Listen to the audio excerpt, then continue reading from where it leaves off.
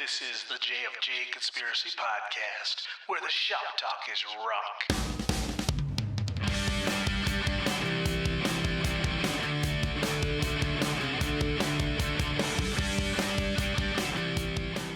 I'm Jim. And I'm Frank. And I'm Sheri. And this is the JFJ Conspiracy Podcast, where the shop talk is rock. And once again, we have a special guest, and Jerry is absent. So, Jim, take it away. Okay. Well, this week we have Sheri Kaplan Weinstein here with us. Sheri, thank you so much for joining us on the Conspiracy. And Thank you. Famously with the Pandoras and many, many other bands here in LA. And so glad you could join us this week and talk about your time in the Pandoras, but also talk about what you're doing currently. Great. Yeah, I'm excited. Very good. Well, let's get to the beginning of where this started. Your desire to pick up the sticks and pound things and make noise. Were drums your first choice for an instrument?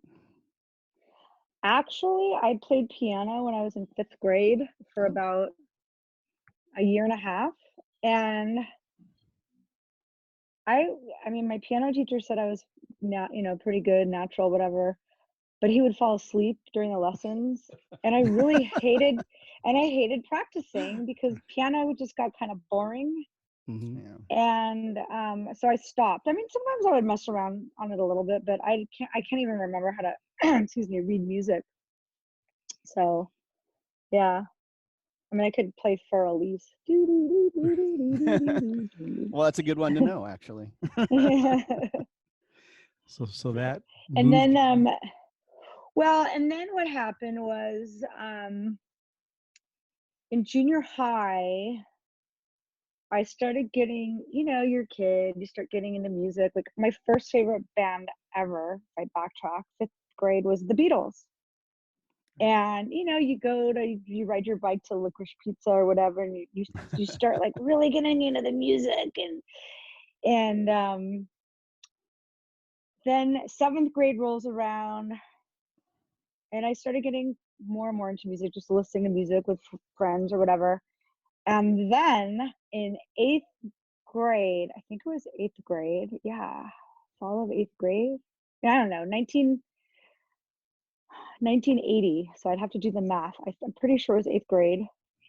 My best friend, who's now my best friend, but at the time she was just a friend, took a bunch of us in limousines to see the Cars in concert with the motels opening up at the LA Sports Arena. Nice. So it was my first concert. Cool. And well, technically Beatlemania was my first, like whatever, but this was really my first rock concert. Right. And I was, it was funny. I was like in 7th grade, I think I even had written on my notebook, "The Cars suck." Like, I hate the Cars. Like, I was like I was like, this sucks. And then, how people would do that. Because I was like, Aerosmith, Led Zeppelin, like whatever, the feathered hair. And then I went to this concert. And maybe like a week or two before the concert, no, it wasn't a week or two. It was like, maybe it was like that right then. They were on the TV show Fridays. Mm-hmm. So I taped it on our VCR and I started watching it. And I was like mesmerized by them. And I went to the show and I was like, it was like something struck my heart, like, which I can't even explain it. And I was like obsessed with the Cars, like anyone who knows me from junior high, even a little into high school, I was like, that was my band. So how it relates to drums, I was just always tapping. Once I started getting into the Cars, I had chopsticks from Chinese restaurant, and I could play along, and like I heard it, like I could hear, like, okay, that's the boom, boom, bah, that's like the kick. Like I didn't know it was called the kick, but I just knew what it was, right. Kind of. And then I started riding my bike to Guitar Center, and and various music stores. And in fact, I remember being with a family friend in Goleta near Santa Barbara, and we went into a music store, and I asked him, I said, can I try the drums? And he said, sure. So I sat down and I like felt it, and I go, oh, this must be this. Oh, sorry, my dogs are coming in the room. This must be that sound. And so I kind of, and like even the guy in the store is like, oh wow, you've got like a natural, feel. And I was like, thanks. Like, this is 8th grade. So flash forward, this was kind of what I would do once in a while. I would go into the music store and I'd sit down and I would jam, and I like always heard it. Comes 10th grade, I was at a friend's house at a party, and she had a drum set. Yeah. But she was too busy being on the phone with her boyfriend. And so they're like, come on, Sheri. This was the best friend, my friend Susan. Come on, Sheri, you can do it. And we played Stop Your Sobbing by the Pretenders in the Encino Hills. And that was actually probably the first time I played in front of anybody. I didn't even have a drum set yet. Like I was just, we were in 10th grade, and I just sat down, and I was kind of cool. Yeah. And so I started putting the bug in my parents' ears, and my friend was encouraging me, you got to get a drum set. You got to get a drum set. And it must have been, I don't know the exact month. It was either in 10th grade or 11th grade that my parents said they wouldn't let me buy a drum set because they thought I would give up on it like I did the piano. Right. But they said, you can take lessons and we'll see if you stick to it. Okay. But what happened was, not only did I take lessons, the best friend Susan, her mom bought me my first drum set, and I paid her back with babysitting money.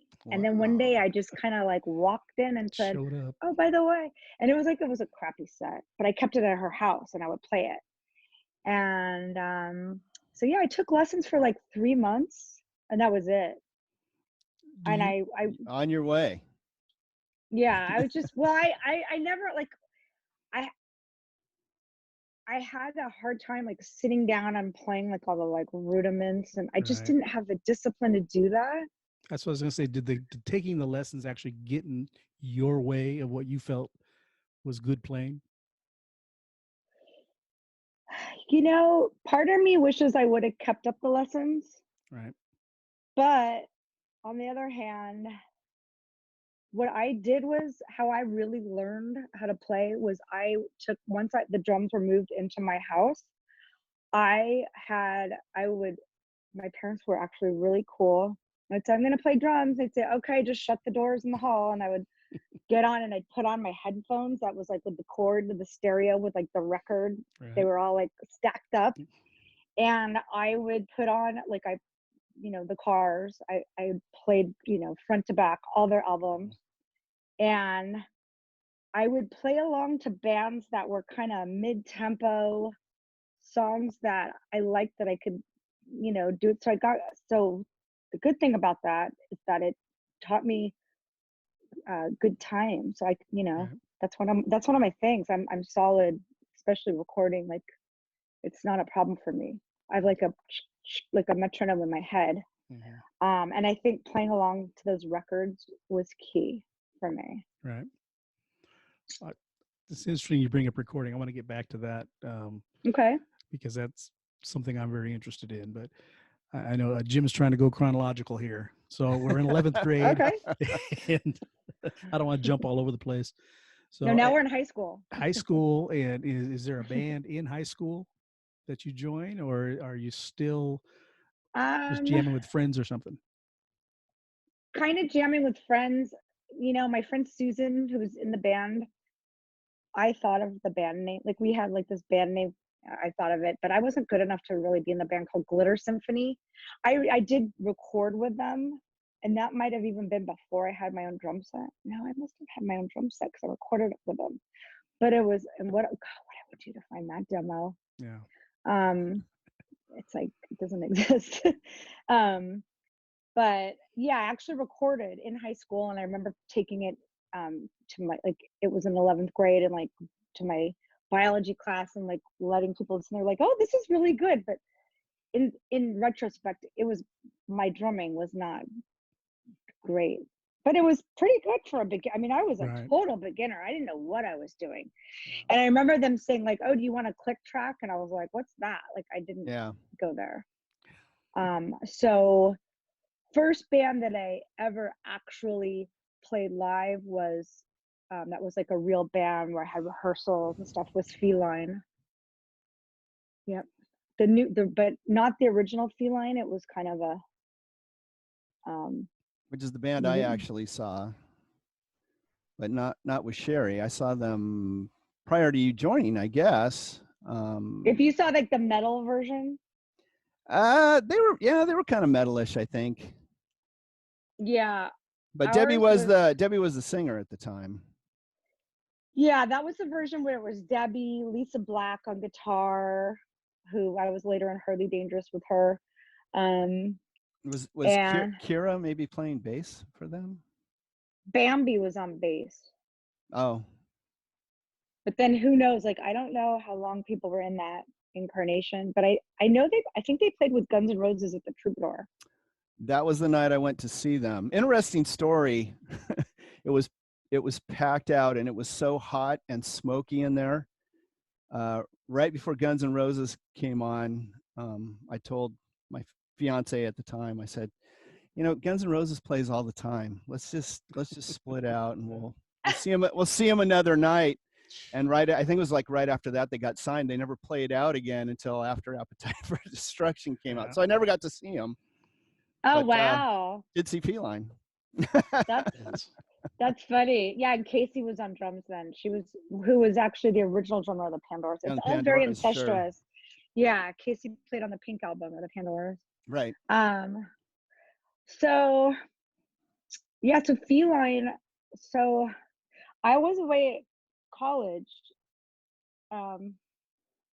I went fall of '85. I went to UC Santa Barbara for 2 years. Not a bad place to be. Yeah, it was fun. And the only thing is I couldn't really play much. I didn't have my drum set. And I don't know if it was like over break, something happened, and maybe it was over the summer before going back to fall of '86, probably. I was home and I was going to a lot of clubs, and my friend Susan and I ran into Debbie Diamond. And she asked her, she's like, "Hey, Sheri's a drummer. I'm a bass, Susan plays everything." She's like, "I could play bass, the guitar, whatever. Do you want to like form a band with us?" So we started hanging out, and we're like, "Well, let's just call it Feline again because it's a great name, and we'll get all new people." So, so I was literally my second year of UC Santa Barbara. My classes were Tuesday, Wednesday, Thursday, and I would drive home after my class on Thursday, and I would go home for the weekend, and I'd have my band practices. And then I'd come back like on, I don't know, Monday night or whatever, and I just sort of started detaching from being away at school and actually applied to transfer back to LA. So very good. Very good. Now, but you said that was more of a poppy it was version, like, right? Yeah, it was like a pop rock version. Right. That's on my YouTube page. I have some of our shows on there if you wanted to look at it. I'll definitely go look those up. My YouTube is my name, Sheri Kaplan Weinstein, and sometimes I post old stuff on my Instagram. But yeah, so those were fun days. And then I ended up transferring. I tried to get into UCLA, and I got rejected. So I did one semester at CSUN, Cal State Northridge. Yeah. And by that time, I was in Feline, doing, at college, living at my parents' house, blah blah blah. And right around then, that's when I guess Karen got kicked out of the Pandoras, and in what was the month? August or so, July or August of 87. And it's hard to remember, but I remember hearing about it and blah, blah, blah. Next thing I know, I'm at CSUN. I had applied for UCLA and I got accepted. For whatever reason, it was easier to get into UCLA from a state school versus the UC. Right. And I had gotten accepted and I was like, woohoo. And I get a call, which is a whole nother story, but I get a call somehow from Paula from the Pandoras saying, hey, we've got this drummer, but we're not really happy with her. And, do you think, but we're keeping it quiet. Do you think that you would be interested in coming down and auditioning? So I was like, oh my God. And I'm like, she's like, okay, well, we'll call you in like a week or something. And then I never heard. And then all of a sudden she's like, well, do you think you could come down tonight? And I was like, yes. Okay. And I'm like, what do I wear? And I'm like, do I have to dress 60s? Like, what do I wear? She's like, no, we've changed our image, because it was like the Elektra years. I mean, they were signed to Elektra. Right. And apparently Paula had seen me play. There was like some all-girl band showcase at Club Lingerie, and Feline was one of the bands. And I guess some of the Pandoras were there, like scoping people out. I don't know. Sure. And, Paula was like that kind of scheming or whatever. And, and so I can remember what I wore to the audition. It was at Dave Nasworthy's house. I don't know if you know who that is. No. Not familiar with him. Dave Nasworthy's like from the kind of punk, LA punk scene. He was in The Last. He was in Chemical People. Oh, okay. And he let all the band, like the Pandoras, rehearsed at his house. Red Cross rehearsed at his house. All rehearsed at his house. And then in the later years, L7 rehearsed at his house. The Muffs rehearsed at his house. So it was like, yeah. Cool. Dave's a good guy. Yes, he is. Oh, Dave's awesome. So they're like, drive to this house, there's drums there or whatever. And I remember I like walked in and I sat down and they told me, they said, we have this girl, she's the new person after Karen, but she doesn't totally fit in, and now she wants to get paid for shows. So we have to keep this quiet because we don't want another lawsuit, because Karen was suing the band. And so I said, oh, okay, whatever, I'll be quiet, no worries. And I jammed. And you can tell when you audition for a band, you can tell when they like you. You can tell when you're the right fit, because you start playing and then you watch their eyes and they're all smiling and kind of nodding. And that's what happens. It's a good feeling. And I remember Kim was like, ooh, I like your boots. Like I had these like pointy patent leather boots that had like skull. They were like from Nana, Right. They were like they were like kind of that like glam. I don't know. Now, were you a Pandora's fan? Well, it's funny is I saw that Pandoras. Excuse me. I saw the Pandoras. First time I saw the Pandoras was like maybe 1984, 1985 with Julie Patchouli, whatever year she was in it. Yeah. I saw them play at like the I think it was called the Beverly Wilshire. No, the Wilshire. I don't know. I forgot the name of it. But some club that's no longer there on Wilshire Boulevard. It was like a theater, and I saw them, and I remember seeing Melanie like in the dressing room. I was like, oh, who's that? And they were really 60s then. Right. I heard them on K-Rock, on Rodney, like the early Pandoras, like the records. And I was like, what is this? But then as they developed and like Stop Pretending came out, I really liked that album. Yeah. In fact, when my freshman year at UC Santa Barbara, I was a DJ at the college radio station, KCSB, and like late night shift. And that album had just come out, and I remember looking, and I played You're All Talk.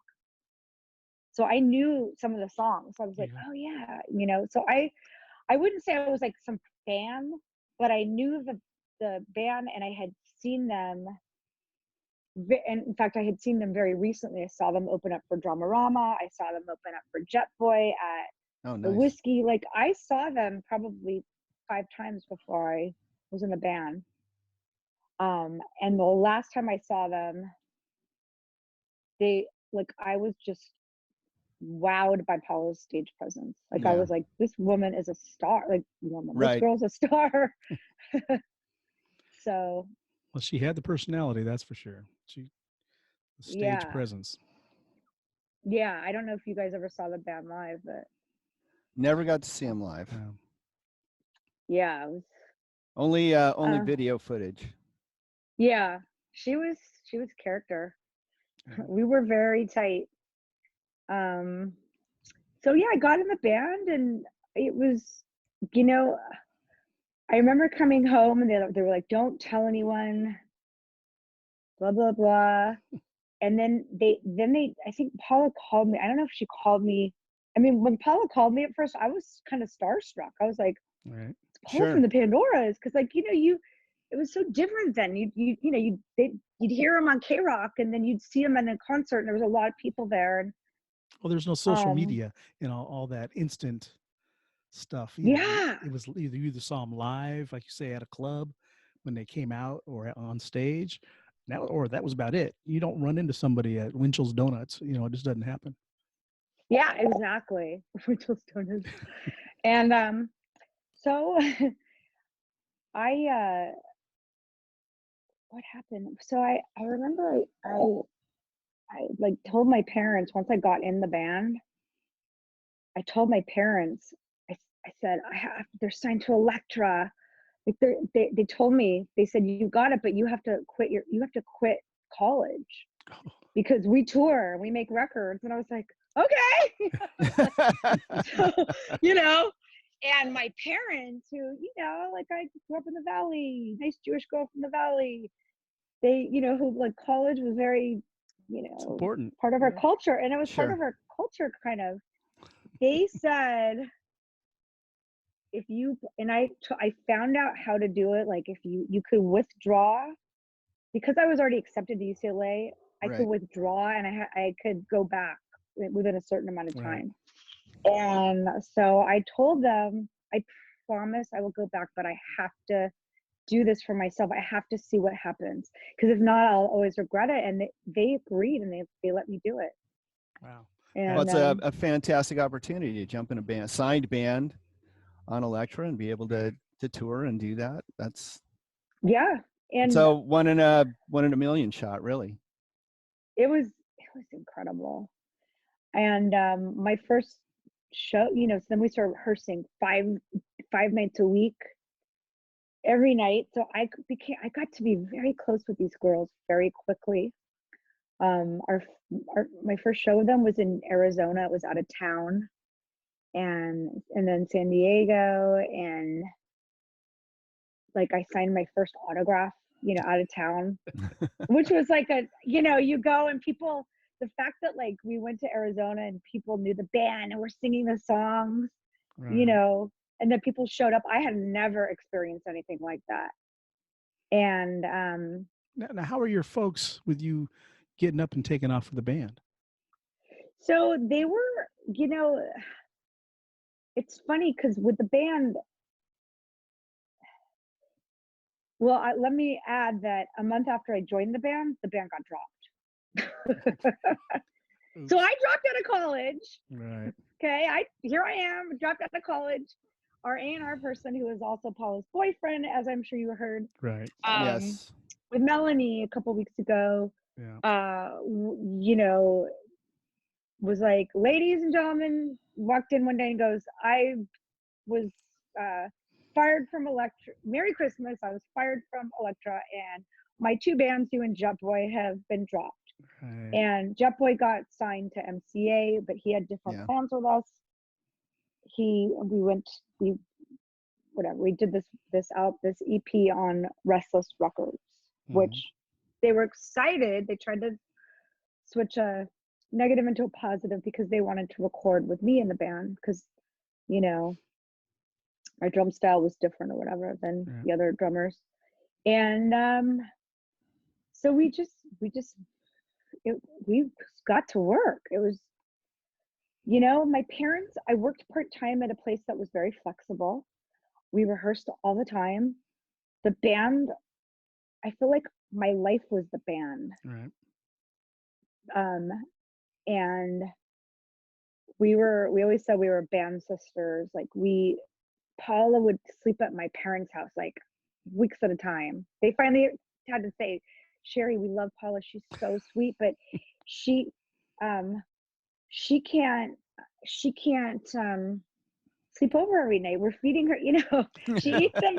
She would just walk in and like be like, hi, what's for dinner? You know, because that was who Paula was. And we would get in trouble because we'd be giggling, you know, we'd be up till like all hours of the night. She'd be telling stories of like her punk rock days and going to the Mask and all her boyfriends and this and that, and her sexual escapades, you know. And here I was, this, you know, 20-year-old turning 21-year-old being like, wow. Yeah.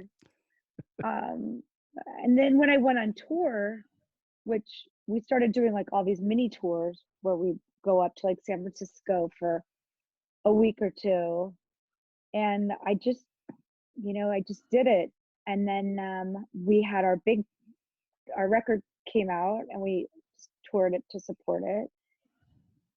We went out for 2 months and then came back for a month and then went out for another month. And I look back on my life that some people were in a sorority, some people did a semester abroad, or they did a semester at sea. They lived in Italy, whatever. Well, I say I went on tour. Yeah, right. Now, did you get outside the U.S. when you toured, or were you? We did U.S. and Canada. In Canada, very cool. Yeah, U.S. and Canada. Any favorite place that you played? Well, some shows stand out for me, like New York City. We opened up for Johnny Thunders. That was amazing. Wow. The 930, Yep. yeah, the 930 Club was amazing every time we played. In Washington D.C. We played. Oh, in Canada, we played at this place called Le Fufu Electric in Montreal, and like Right. and that video is on my YouTube page. Like we were interviewed on Canadian MTV, which was called Musique Plus, Right. and it was like packed and, you know, fans. It was like one night would be like Spinal Tap, where you just be like, God, this sucks. Right. You know, where you think, you know, there's like, you know, 50 people there, and it's like, and it's cold, and you get sick or whatever, and you start to fight with the band. Did you guys have a tour bus, or were you on? Was it like a van tour? We were on the 2-month leg of the tour. We were in a motorhome that we called Moho, and we all had our little spots. Like I was in the back. There was like a back, like queen size bed thing that we would all hang out in, and that was where Paula and I slept. We had like a little like curtain. Right. And then Melanie and Kim were in the bunk bed, and then our tour manager was on this bed by their bunk beds, and then the driver would drive. And then but then Moho broke down, and we were in a van for part of it. Yeah. Broke down in Alabama. I fortunately on that part I kept a tour diary, so that's why I have a lot of nice. memories. Very good. And about how long were your sets when you're doing these tours? Most of the time the sets were like an hour to an hour and 15 minutes. Mm-hmm. Well, maybe it was an hour and 15. Some places we had to, because there were like certain shows we had to do 2 sets a couple times, and those were brutal. Those were brutal then, because you'd be like, oh my God, like 2 90-minute sets or something. Those were like I remember my fingers were like just raw, and I'd had to tape my hand up, and you know, you'd have it where you're on the road every night, you'd get sick you'd have a cold, but then you'd have to play. Right. You know, at the time you'd have that time of the month or whatever. You would just be like, oh. Yep. A life lot goes of on. lot of one night stands then. No, not for me. No, Well, just plain plain cassettes. wise. Oh, Not those kind of I'm one night just a good stands. girl. Not those kind of one night stands. But yeah, but Yeah, play lots of one stories, night in though. one city and then you're off to another city, off to another city. Yeah, but then we'd have days off, like, you know, like in Minneapolis, we had, like, which is all in my tour diary. We had a couple days off, so like we do laundry. I always like to explore the city, Sure. and Paula usually did too. So we would go and like wander around.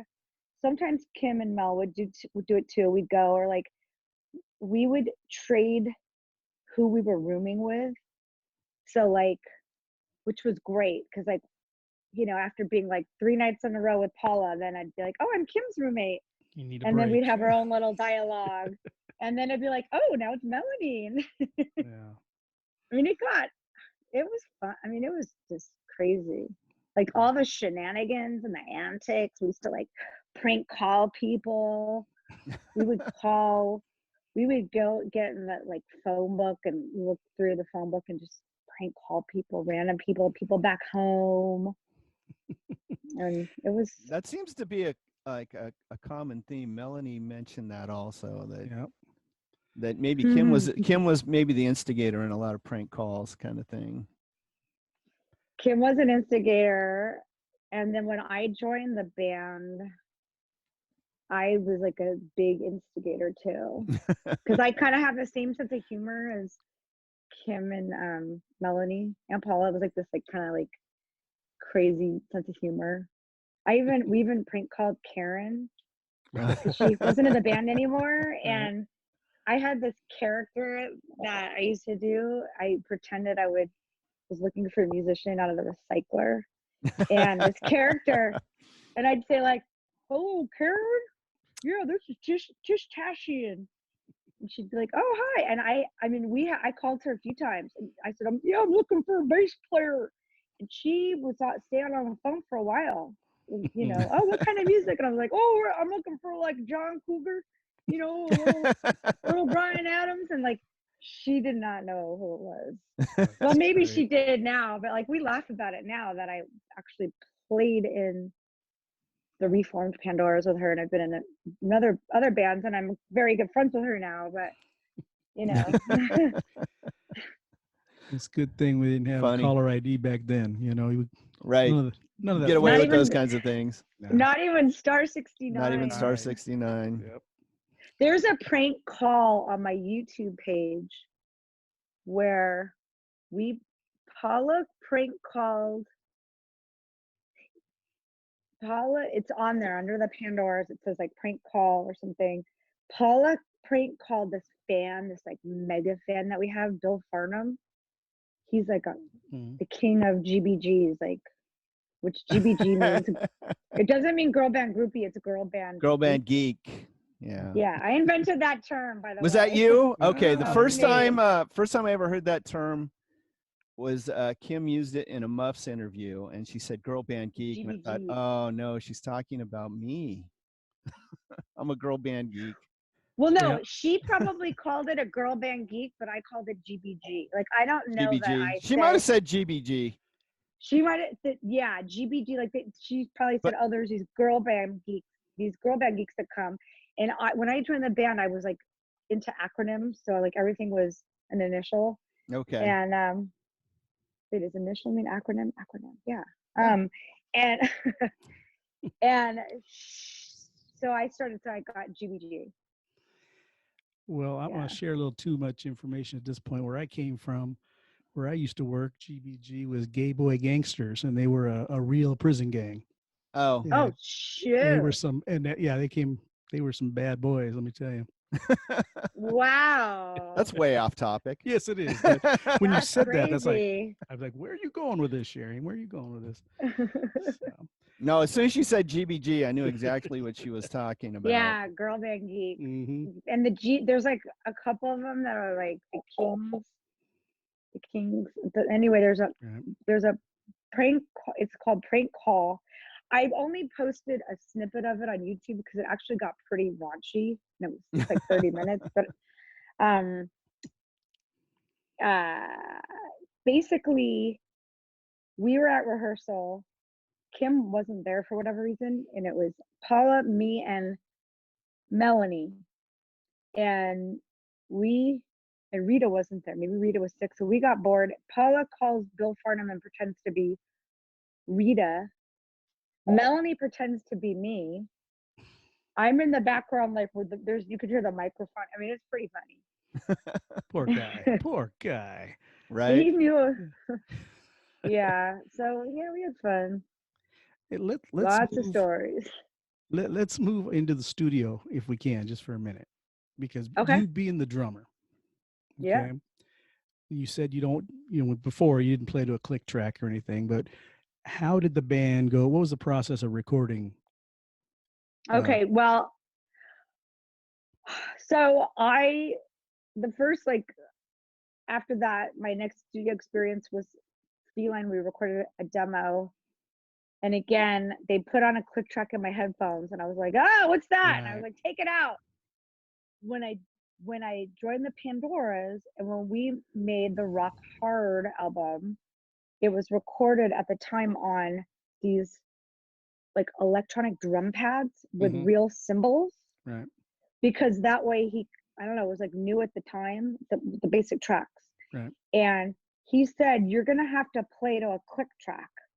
This is how you have to record with this." And I was like, "Help!" Yeah. And I had this like block in my head, and I remember it sounded like a bird chirping. It was like beep beep beep beep beep beep beep Right. beep beep beep beep. My dog's looking at me. Okay. And I literally had to learn it and figure it out, because we had to record it was a 6-song EP. We had to get all the drums down. It was like from 10 p.m. It was like an all night thing. It was like an overnight thing. And I remember Kim slept over at my parents' house. We had to get it all down that night, and I had to get the drums. So I had to just listen to it. And he said, like, "Okay, I'm going to have you play along to the song. Just like, eventually it's just going to feel comfortable." And that's what happened with me. And I had them blast it so loud. And we knew the songs. I mean, I could play those songs in my sleep because we had done so much pre-production on them that I could have recorded them without anyone else.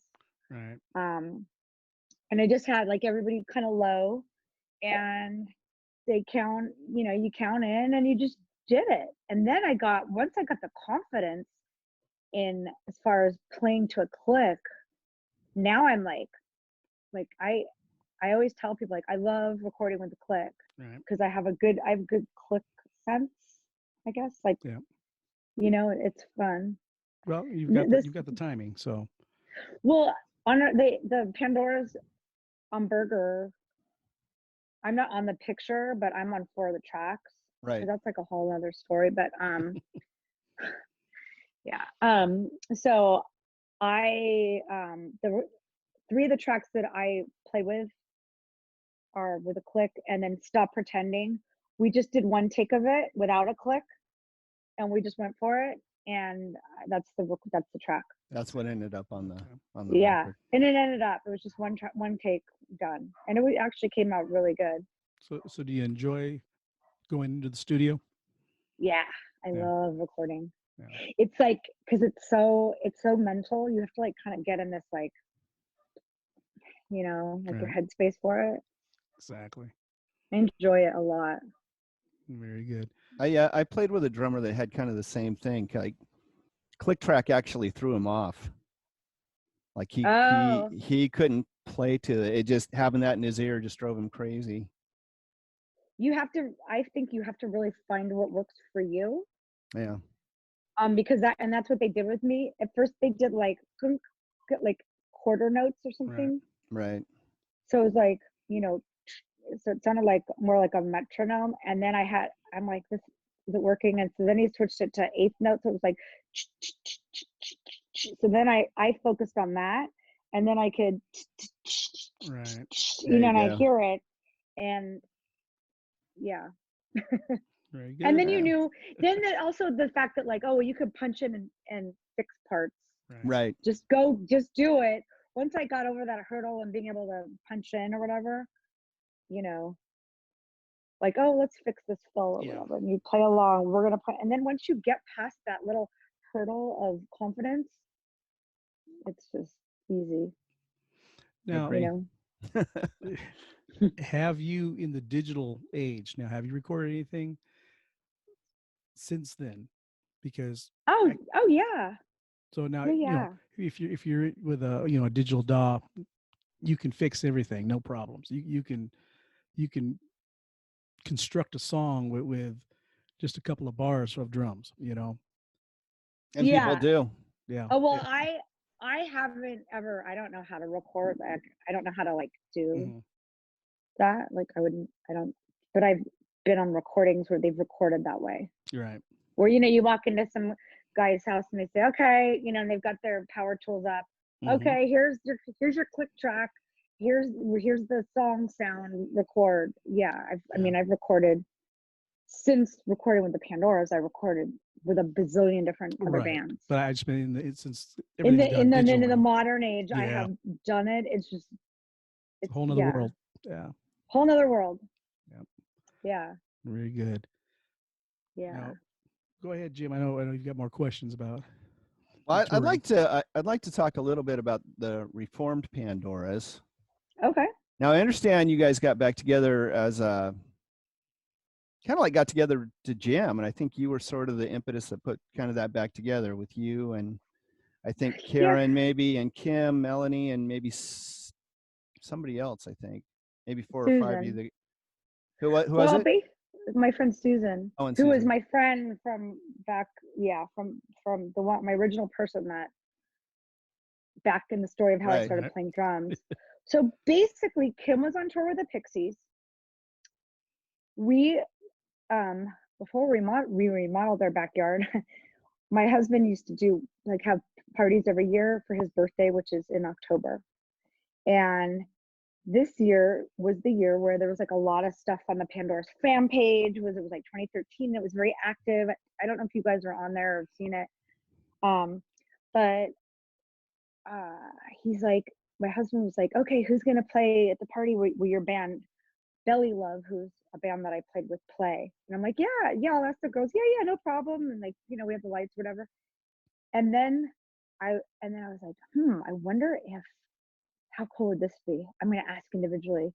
So I asked some of the girls individually, like, would you do a couple of Pandora songs? Would you do a couple of So that's how it started. Kim was on tour with the Pixies. So then we kind of were like, okay, well, we'll have Susan sing. And those videos are on YouTube. There's like, I think we did 3 songs. We did In and Out, Don't Satisfy. And I forgot what else. Maybe You're All Talk. Maybe. I'd have to look. I can't remember. And it was really fun. And, I would say the minute when Kim saw that, because it was posted, it gave her, she's like, I want to be a part of that. So it got her kind of like, and then it got a little weird for a little while with my best friend and I, and, it was awkward because she was singing and whatever. So we started kind of, while Kim was out on tour with the Pixies,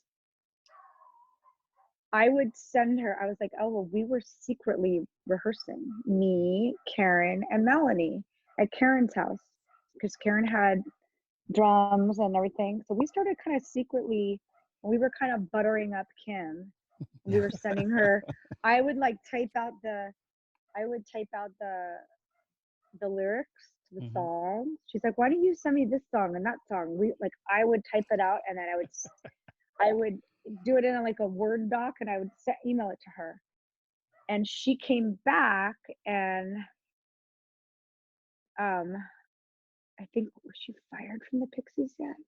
I don't know if she was fired from them by them yet, but and we got together and we jammed, and she was like really excited about it. And then we had these like secret rehearsals that we would call salad days, because it started with us rehearsing, and like I would go and say like, all right, I'm gonna go to Whole Foods and pick up a salad, and we would and it was like this fun little secret we were doing. It did cause tension in my friendship with my friend, and that was hard for me. Right. And we rehearsed, and everything was secretive, and we ended up recording in 2014 at Jingletown.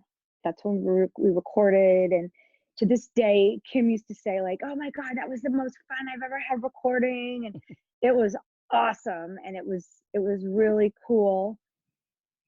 And yeah. Good. And but then there ended up being a little drama, right? So there were two Pandoras, basically. there was two Pandoras because Susan, who is my best friend, recorded, and then the tension between us just kept building, and then we weren't speaking for a while, and it got to be very anxiety provoking for me. Sure. Because I was trying to like please everyone, and it was, so by the time we weren't really speaking, my friend and I, and it just got awkward.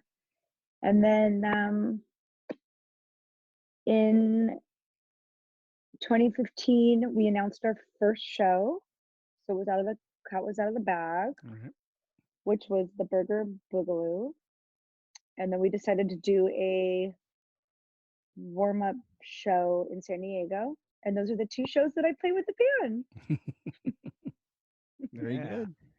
Yeah, and the rest is like another story. There's a whole other story. Yeah. Well, again, we're fortunate that so much stuff is documented. Yeah. Yeah.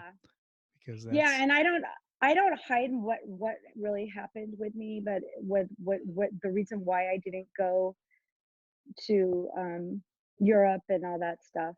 But there's a big long story that has to do with that.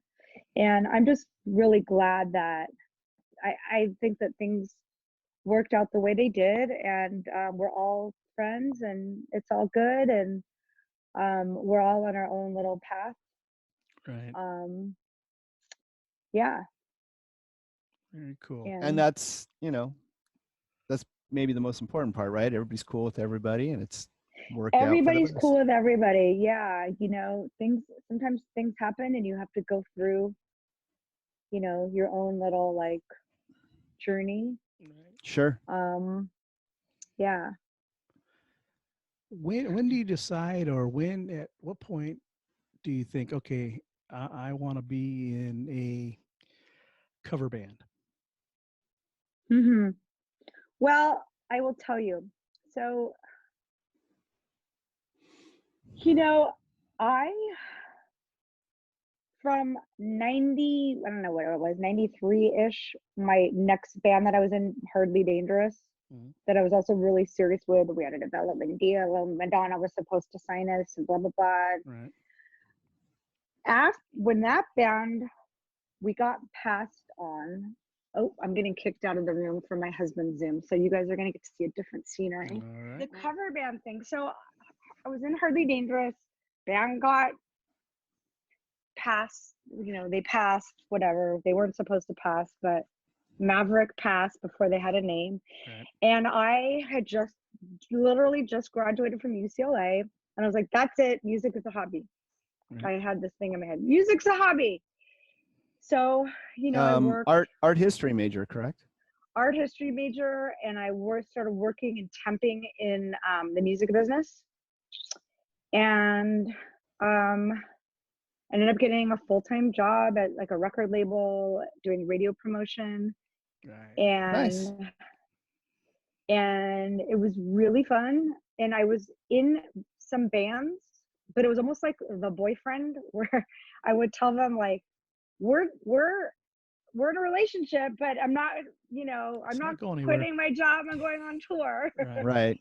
And so that was like kind of like the 90s. I was in a band called Doppelganger. I was in a band called Crush. I was in a band called Bellatone. Like I was in different bands, all original.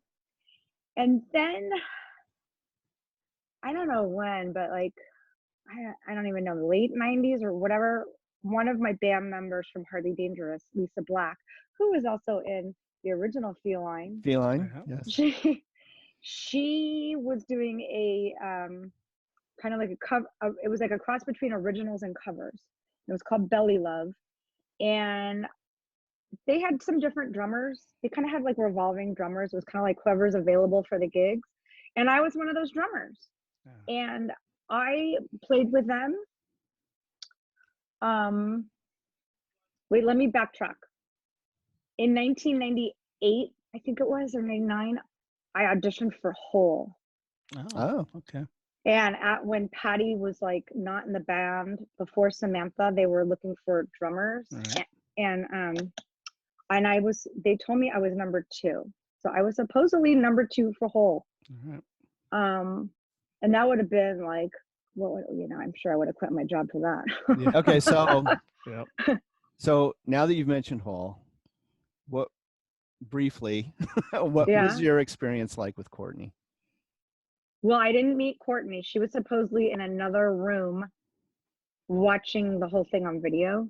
Okay. Okay. It was at Swing House in Hollywood. Were you playing with other people in the room? Yeah, I was with Eric and Melissa. Okay. Yeah, and it was like a real, where you had to fill out a form. They're like, okay, this is your time. Non-disclosure agreement. Yeah, non-disclosure. Learn the first 3 songs from Live Through Us. And I had 24 hours notice. I was like last minute addition. And so I literally was like listening nonstop in my headphones. Right. It was my Walkman at that time, probably, or like a CD Walkman thing. Yep. And I was listening to Live Through This. And I even think I rented a rehearsal studio to like go down and play along to it, just so I wouldn't, so I would do well. And it was bizarre. It was like, you're waiting in the room with all these other girls, and you're sitting there going like, ew, there's no way she's gonna get it. She's ugly. There's no way she's gonna, And so how were Eric and Melissa? Were they pretty cool? Yeah, it was very surreal and fast. I remember I came in, they're like, okay, introduce yourself. There was like a camera. I'm Sheri. I played drums in the Pandoras and Hardly Dangerous, blah, blah, blah, blah, blah. And then they said, okay, let's go. And we played whatever. Go on, thinking it. Whatever Sure. that song's called, which I love. I mean, I love that record. And we kept going, and Melissa, it's funny, I could tell Melissa really liked me because she was like doing that, the look with the nod, like I could tell we were jamming. Eric, I don't know if he was on drugs then. He seemed a little out of it, or maybe he's just, I don't know him, so maybe he was just reserved. Could be, yeah. And then they said, thank you, we'll let you know, or whatever. And So did they do it without vocals? Was she singing from another room, or no vocals? You just got in there, played the song through, and by ear. I sang it in my head. So I had to be like, whatever it was, I had to have it in my head. Right, sure. So, I mean, the girl that got it, Samantha, I mean, she's like a schooled, I mean, I'm not, I have good feel. So that's why I was number 2. But, am I someone who's going to be like, boom, and like throwing the sticks up in the air and, right. doing drum solos? That's not really me. Wow. But then again, I don't think that was Patty. So, yeah. Too much. So back to, you asked me about the covers, how I got into covers. I started, I met my husband in 2000, and I became a school teacher. So I taught first grade for 5 years. Wow. Nice. And I was really like, your schedule's different. You're waking up early. Yeah, and I played sometimes in that period with Belly Love doing the covers. And I was kind of like, okay, it's fun. You know, we'd play. I lived down in Redondo Beach, play the South Bay. It's got the party crew. Woo! Right. People like the songs, but it was, and then I got pregnant. I had my son, and I was like kind of doing the mom thing. Then I was in this band shortly called the Alternate Chicks. That was like some covers, but that didn't last very long. And then this whole Pandoras shenanigans started up.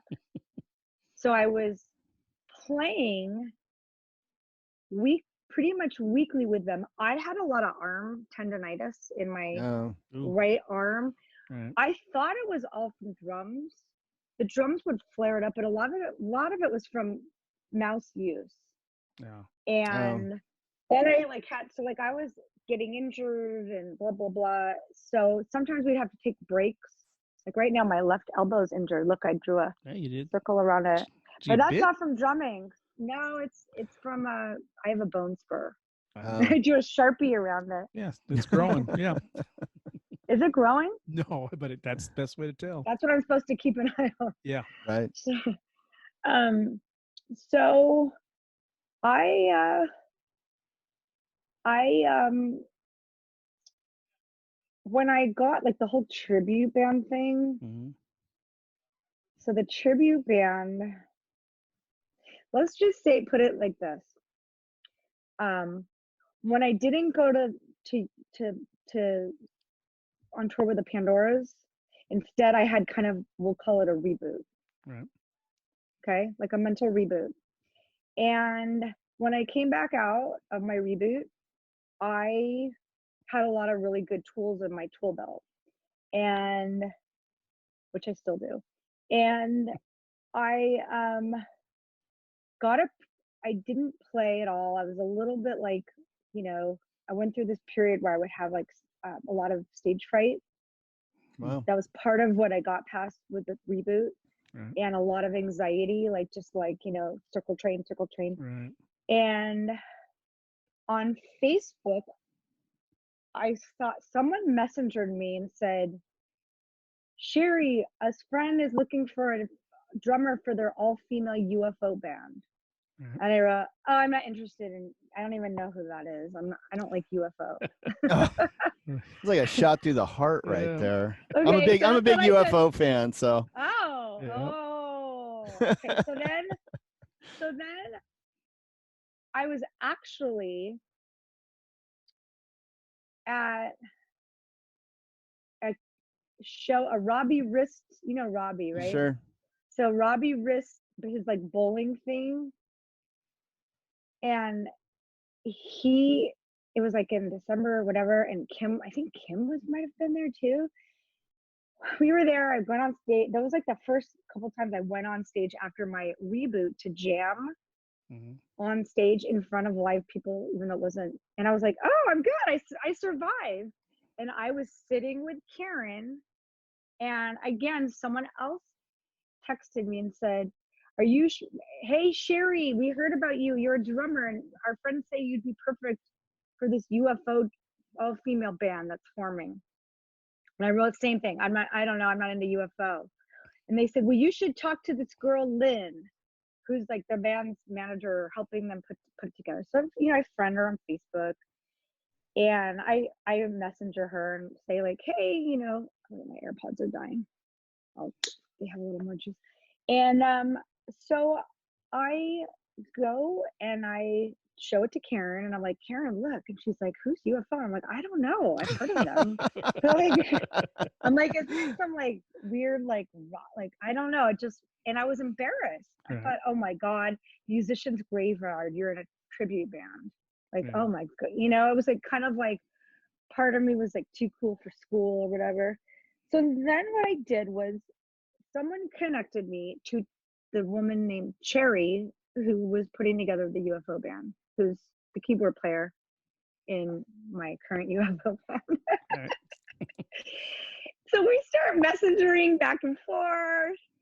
I'm like, ew, I don't like UFO. She's like, well, have you heard them? And I said, no. She's like, you should really listen to them. Yeah. But she's smart. She's a therapist, so she's Mhm. smart.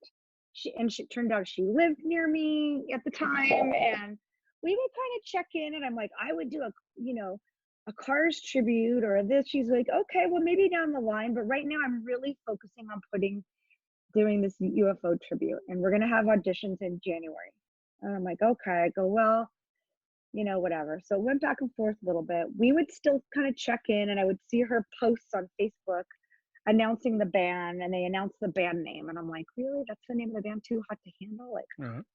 I didn't really like the name as like It's a UFO like song. someone, Yeah. but I didn't know that. Right. I just thought, like, how would I fit in with this band? I'm at the time I was turning 50, like, Right. or whatever age I was. But then I realized everybody else was older too. Sure. Sure. And so we kept chatting, and it's actually one of those weird, it was meant to be situations for me on so many levels I can't even tell you. I was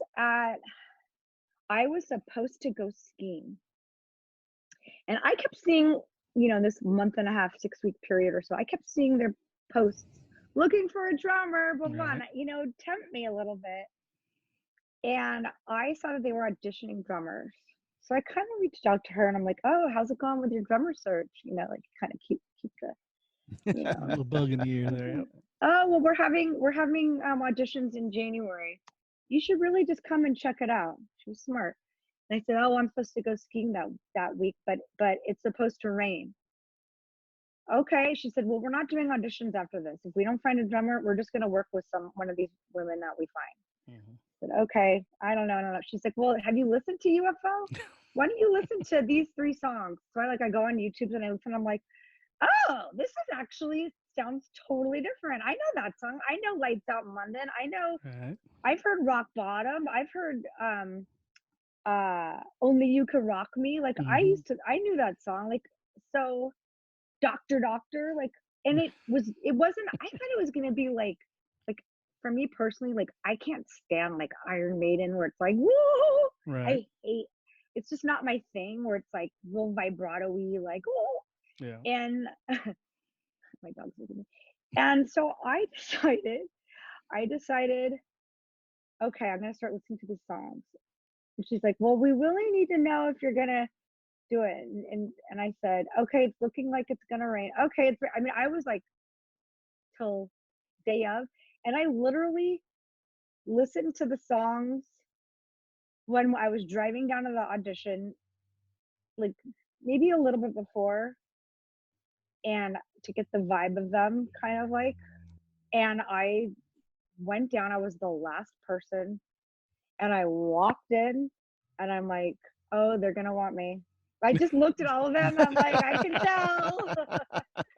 And I looked at the bass player, and I'm like, because I didn't have, I'm someone who knows all these like local girl band people, right. And I'm like, are you in other bands that I've heard of? She's like, well, I helped start the Iron Maidens on like one of the original things, and then whatever.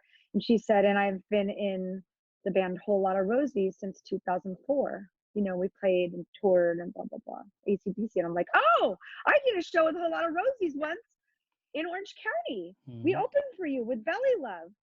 Do you guys ever need a sub?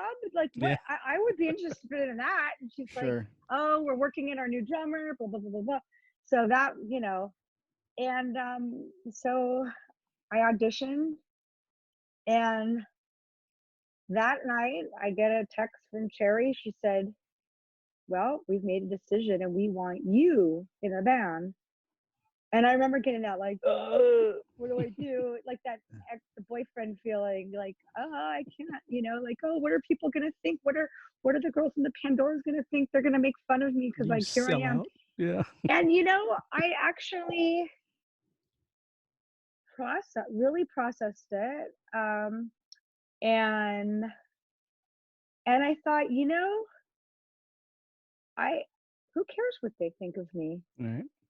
Right. Why not? And I, so I told the girl, I told them, I said, I want to, like, I've never done a tribute. It's kind of weird, I can we have me learn the songs and like still rehearse with you guys and see how it goes, and let me make sure, you know. And then I just rehearsed with them a couple of times. I'm like, well, obviously I'm in the band, like I'm your drummer. Yeah. And so they started announcing, you know, they announced it. And at the time, my biggest kind of like fear of embarrassment was with the whole Pandoras community, because it was like I went from being that to like tribute, and you know, it really didn't matter. And you know what, I really don't care what anyone thinks. Good outlook. It is a good outlook, and you know, and if you're Healthy. just playing out and you're enjoying what you're doing, then And I cannot what difference tell does you it make? it. And for as far as like my mindset and what I went through in that summer of 2015 with that whole thing that went down with my just own reboot, as we'll call Right. it, it was the healthiest and best thing for me, and I'm so grateful for it.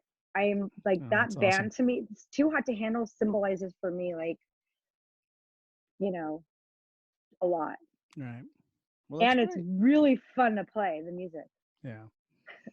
You They're a can't great go band. wrong with you can't go wrong with UFO music, that's Can't for go sure. wrong with it. Yeah. Certainly no screaming like you say with Iron Maiden, but the Yeah. vocals And are then, so well done. and of course, you know, how stuff works out. The drummer that Lotta Rosies had wasn't a match. And so now I'm in that band because of my bass player. So, Awesome. and I love that band because I love AC/DC. Yeah. Now, of course, right now in our current situation, nobody's getting out and playing live, but No. prior to, you know, how often were you getting out and playing? Oh, I was playing a lot. I was rehearsing a lot because I was in, before lockdown, I was in so many different bands that I was like, oh my God, I gotta like, like take a step back.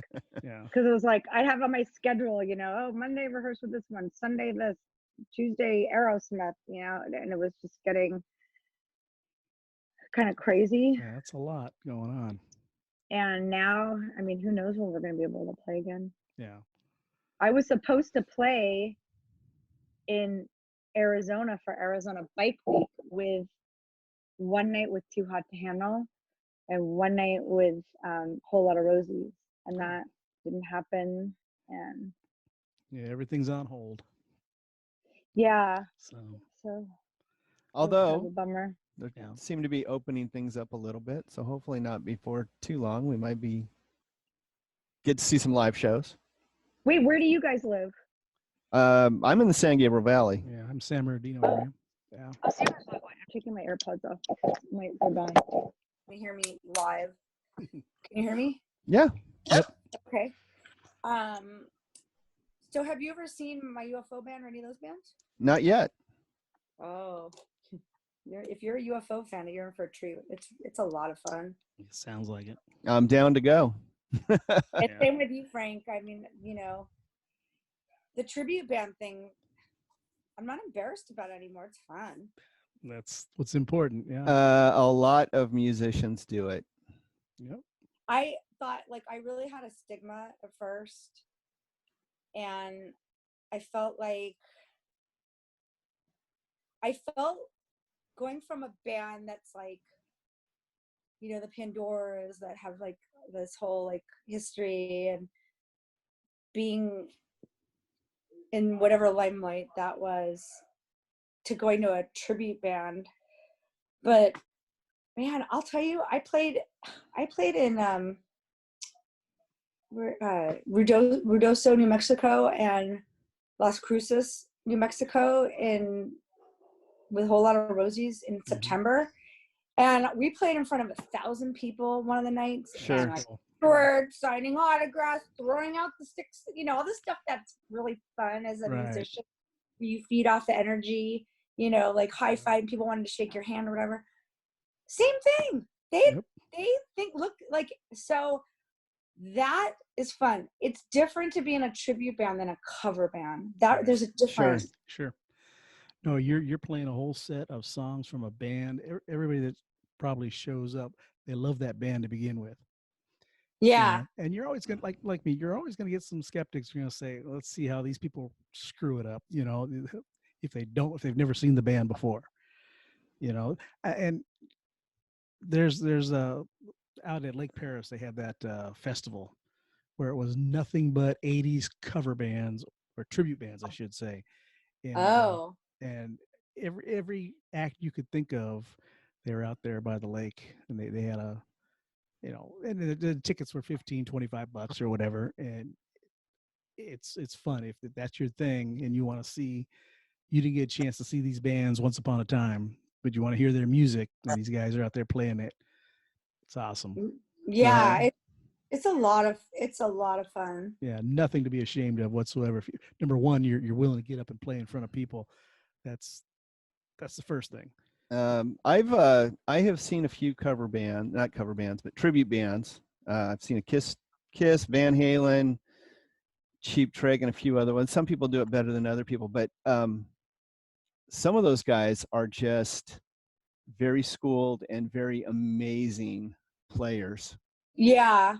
Well, what I do now is if I'm at soundcheck, and there's 4 bands, I always ask like let's say we're playing with a Scorpions tribute, because that's something that like with UFO they'll be like, oh, Sure. It's Scorpions or Van Halen. Natural I always fit. ask the people, and we play with multiple different ones, different names. I'll be like, oh hi, what bands were you in the 80s or 90s? Like what? And then it's fun to hear people's like backgrounds. Right. Sure. Because people have a story and like what they do now. I feel like it's a lot of people like me. They're, I'm in my 50s and it's just, you can have your life, whether you're have a full-time job or if that's your full-time job. Mm-hmm. I mean, some people, that's all they do. Like, the Queen Nation, that's their job. Yeah. Right. They're out there hitting the circuit, and they're playing everywhere, and you can find them almost, any given time they're hitting the circuit. So yeah, and sometimes like well. the like there's money to be made Right. Sure. as a tribute band, but you have to be good. I don't know, you kind of have to be good. Yeah. So it's a whole nother weird ball game. Well, that's cool. Well, I'm gonna have to make Frank go, and we'll go see Whole Lotta Rosies one night. Yeah. You got to see Two Handle as well. Yes, most definitely. He's not the UFO fan that I am. No. I have to take him to hold him back. That's why. You don't have to be. You could, because look, people see us and because we're girls, I hate to say it, but because we're girls and they see us playing the UFO songs that are pretty like the parts are like, like playing the song Love to Love. Right. Sure. Yeah, like playing that, and then people watching people's reaction when they're like, wow. Yeah. When you nail the parts, right? And everybody's like, yeah, wow, awesome. like, it's fun. So, that's awesome. Yeah, and now it is awesome. UFO's fun. I love AC/DC. Yeah. Now with you guys play all eras of AC/DC. Yeah. A lot of we Bon do. Scott in there and Brian Johnson era. Yeah, we do both Bon Scott and Brian Johnson. Do you find one era gets a little bit more reaction than the other? Well, I've only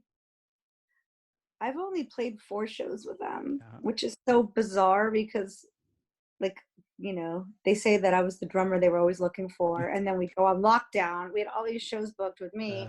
Yeah. So it's kind of like, but I think it depends. The hits always do well. Sure. But then the songs with the audience participation always do well. Like we do High Voltage. Mm-hmm. And we do it longer. We kind of do the live version of it. Right. And our singer will she'll divide up the crowd and be like, okay, you guys say hi. Let's see how much better you do. And that gets people into it.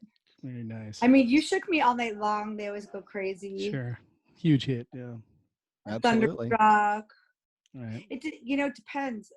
Like when we were at the racetrack, we played in Ruidoso at the bike rally. We played on an actual horse racetrack, looking into the bleachers. People, like, I would say all of it got a good response. Well, I think if you're a fan of the band, you're a fan of the band, so it doesn't matter. Absolutely. Yeah, and especially like the biker crowd seems to really like us. Yeah. So very cool. Two good hard rock bands, UFO and AC/DC. Yeah, and then we'll see if we get this Aerosmith. We're the band's Sweet Emotions is the name of it. We were rehearsing, and the plan was we were going to be ready by summer to play, but now it's I don't know. Well, let's just hope they don't Joey Kramer you. Yeah, I know. Maybe they'll open outdoor concerts first, because from what I've been reading, I read this whole article yesterday with a doctor. It sounds like when you're outside with people, you're pretty safe. Right. But when you're inside a room, that's when it's like, when you're breathing the air for like longer than 50 minutes, it kind of... Well, it's time. It's all circulating around. Yeah. So hopefully something will happen soon, because we're all sick of being on lockdown. Absolutely. All right, Jim, you know what? We better wrap this up, because, we're out our welcome. You know what I'm saying? But we need to find out. What's floating Sheri's boat. Sorry? We need to find out what's floating your boat at the moment. What are you listening to? Oh, you got something you listen on your phone or your home stereo or wherever you listen to your music? What's in heavy rotation right now? I go through periods, but I make playlists, but I haven't made a new playlist lately. So I feel like sometimes if I backtrack pre-COVID, I was listening to a lot of AC/DC to get the newer songs into commit them to really knowing the parts. Right. Now, if I walk the dogs, I'll put on, I have this one, it says 80s. So it'll be like all stuff from the 80s comes up that are songs from my phone.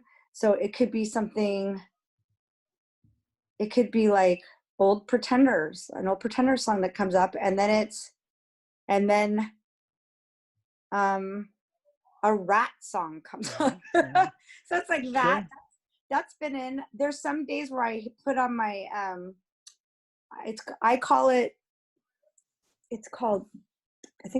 punk, even though it's not. It's so it'll be like the Stooges, the Modern Lovers, and then some other bands from that kind of era. David Robinson's band, Modern Lovers. David Robinson from the Cars, my biggest influence. Yep. Right. And then I have one other playlist that I like.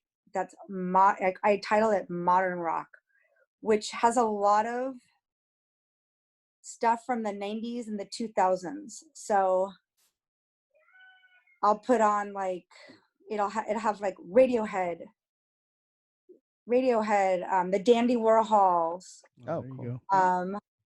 Nirvana. So that could be grunge, but then it's like, because Dandy Warhols aren't grunge, so I just call it modern rock. And then it's even got like Limp Bizkit on there, new metal or something. Yeah, and Linkin Park, because I like Linkin Park, so it's got that, So so that's kind of what I listen to a lot. You got a big variety jumping off there. Yeah, I do. Yeah. I go on kicks. Like sometimes I'll be like, oh, I feel like listening to Bowie, and I'll be like on a Bowie kick, or I feel like listening to, Motley Crue. Right. And I'll listen to Motley Crue, and I'll be like, yeah, and I'm like, this rocks, or Guns N' Roses or something, and then I'll go on like the punk rock thing where I just want to hear, or Hole or whatever. Very It's good. it's very rare that I'm going to put on something super duper mellow. Right. If it's mellow, it's going to be more like the Beatles or Elliott Smith. Oh, Here you go. cool. Like Very nice. So I'm like kind of all over the place. Yeah. As I Um, think most people are. I do a lot of playlists No. too. Melanie said kind of the same thing. She just goes through playlists. Depends on the Yeah. mood of the day, Well, basically. here's a wrench in my little music thing. I remember, if we flash back, I said in the 90s, I worked at a record label Yes. Right. doing radio promotion. So it was a techno record label. Oh boy. So I was the girl, the drummer, who started off as the receptionist, who got the job, who was like, I don't even know this music. Like, what is Right. Yeah. what is this? But I will tell you, from working there, and like, you work the music and you learn about it, and you had to learn about it and listen to it. You like, I got into it. And then, I went to my first rave, and you're like, and so some of that'll pop on. Some of the songs, like if I'm on my walk, will pop on if I just listen to everything, and I'll be like, I kind of go back there. I'm like, oh my God, that's cool, It's crazy. So well, that is a lot of what floats your boat there, Sheri. We appreciate that. yeah, of course, happy to help. Very Hey, good. Jim, we better take this thing home because it looks like it's lights out in Redondo. Yes. Lights out in Redondo. Well, Sheri, thank you. Thanks again so much for joining us and agreeing to come on and talk tonight. It's been a real pleasure having you on. You're welcome. I'm looking forward to hearing it air. Thank you. Thanks for having me on. I appreciate it. Thank you. Bye. Well, I guess that means the shop is closed.